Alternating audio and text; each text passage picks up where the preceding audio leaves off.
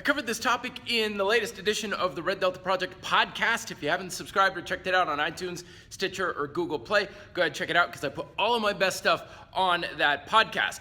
But the topic that we're talking about today is something that I'm putting into book 2 of the Red Delta Project, which I'm starting to call Exploratory Progression.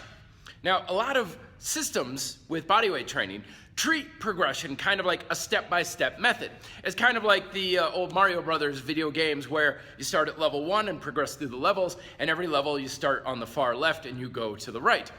This is a great way to approach calisthenics and any progression in general, but there's a few snags to it which exploratory progression aims to fill in the little gaps, because no matter what sort of system you're using, the reality is that what you're trying to accomplish has never been done in the history of the world.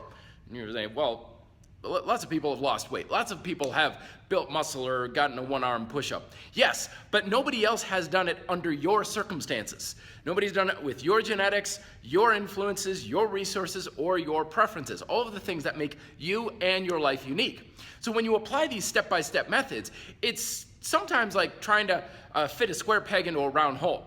And the things that you need to do in order to progress are going to be different from what I need to do to progress, even if we're on the same steps, say, for example, in convict conditioning. Exploratory progression means pretty much just messing around and exploring and trying things out and seeing what happens. Don't feel like you have to stay in a regimented system. So instead of like Mario Brothers, it's kind of like now we're playing Final Fantasy or Grand Theft Auto, where you can roam around this imaginary world and go on all these little side quests and do things as you like for your circumstances. So play around with some of the more advanced versions of push-ups. Play around with regressions and see what happens. Explore, experiment, and do some trial and error to get that feedback that is so important that's actually going to tell you what you need to be doing in order to progress. Don't feel like you need to stay in a very regimented system.